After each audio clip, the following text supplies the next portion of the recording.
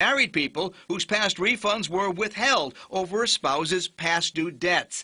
The agency says the missing portion of those people's stimulus payments will come eventually, but it asks patience because it's dealing with processing the backlog from the 2019 tax season as well as this year's tax returns.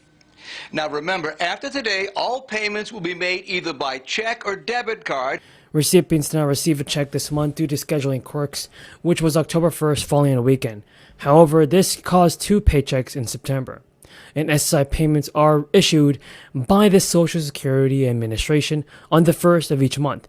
But when that date fails and falls on a holiday or weekend, payments are just issued another day before the next of the month.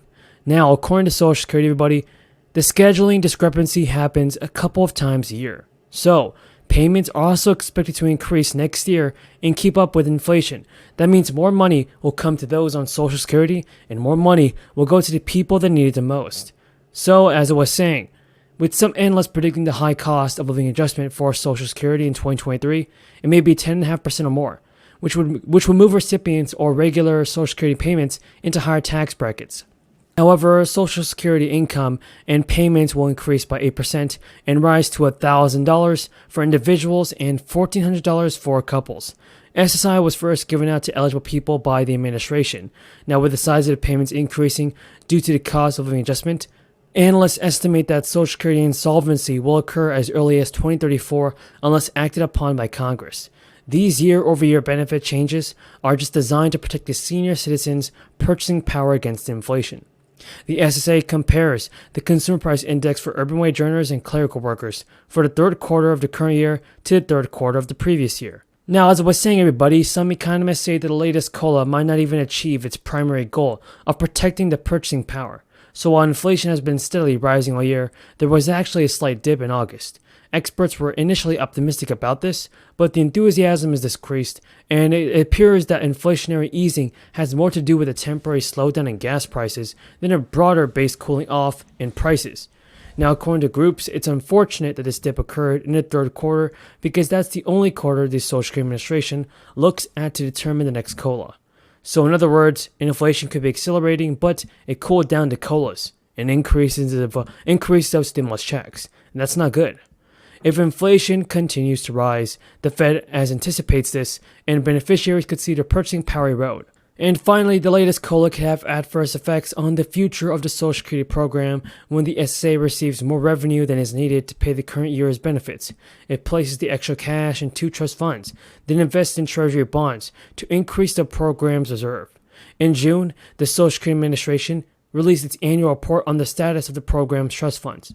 The report stated that the program is facing long-term financing shortfalls, and at the current rate, the trust fund only has enough money to supply benefits through next year. And that's not good, everybody. We know that President Biden has to step up to the plate and send out stimulus payments very, very soon.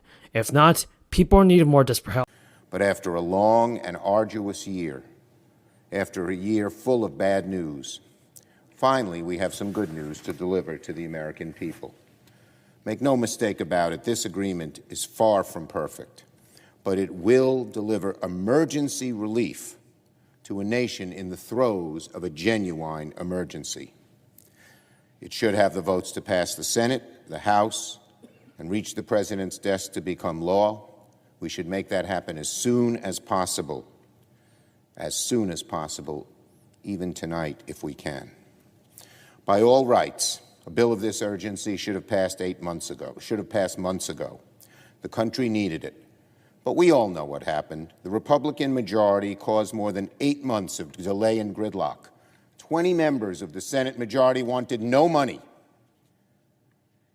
And when the Republican leader simply forgets, for months he said, let's examine the crisis. Let's put it on pause, while Democrats were demanding more action. And then when he produced legislation, we have a ton of good news, everybody, about the fourth stimulus check, Social Security benefits, and SSI and SSDI. There is a huge update on Social Security. Many seniors may be eligible to receive at least $100 extra in monthly benefits. The federal government may begin sending out $1,800 stimulus checks very soon to help with rising inflation. Here are some breaking news. Millions of seniors and others who receive Social Security benefits are on track for a big cost of living adjustment in early 2023 to catch up to the fiercest inflation in 4 decades. One group now estimates that the boost could be as high as 10.8%. By comparison, a Social Security official earlier this month said he expects a COLA bump of about 8% based on the current inflationary trends. But if inflation continues at its current pace, the cost of goods and services may accelerate to 8.6%, and seniors could receive a COLA hike of 10.8% in early 2023. According to new analysis from the committee for responsible for our budget, if inflation comes to a halt over the final months of 2022, seniors will receive a COLA increase of 7.3%. Some economists say that the scenario is unlikely because economists expect costs for food, gas, and housing to remain elevated throughout the year. For instance, economists are forecasting that inflation rose 8.7% from a year ago. June inflation data will be released on July 13th. By contrast, economists are expecting inflation to moderate later in 2022, partly as the Federal Reserve's rate increases and making it more expensive for businesses and consumers to borrow. That suggests the Social Security COLA increase for 2023 will likely fall somewhere between 7.3 and 10.8%. The average monthly Social Security check is about $1,700, which means a bump of 10.8% will boost typical checks to around $1,900. But an increase of 8% would bump the typical check to about $1,700. The agency's COLA takes effect in December, with the updated benefits paid out beginning in January of next year. A COLA of 8% everybody or more would provide the biggest bump since 1981, when inflation was also running rampant. A bump of 8% would tie for the fourth biggest COLA in Social Security history. Now, with inflation on the rise and the threat of a recession looming, top Democrats hope to deliver some Americans with some relief. Ron Wyden, the leader of the tax-focused Senate Finance Committee, told reporters this week it's essential to do it because it responds to the pocketbook of Americans, financial concerns right now, and moves to cut costs right now, and also lays the foundation for further approaches. But the main obstacle is Joe Manchin, a moderate whose opposition last year paused the negotiations on the Build Back Better bill. Manchin has continued to believe that the U.S. should spend less and raise more than others in his party prefer. Increasingly, Democrats believe they will end up with a slimmer package than first envisioned. And this is all Joe Manchin's fault. Folks, what do you think about Joe Manchin and his work on stimulus? Is he doing all that it takes? Tell me in the comments. His time has expired. The gentleman from Florida, Mr. Lawson, is now recognized for 5 minutes.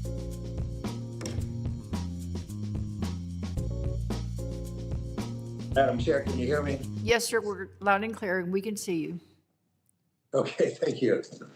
Okay, I want to thank Mr. Powell and welcome him back to the committee. I know it's a great deal that is going on. And Mr. Powell, I think earlier there might have been something that came from one another of my colleagues, and it was a rise in interest rate to combat inflation does come with a rise in unemployment rate and possibly contributing to an economic recession. While white unemployment rates have dropped to pre-pandemic levels of 3%, and in QI 2022, the national black unemployment rate remains still at 6.5%. And I know something you can't say, but what's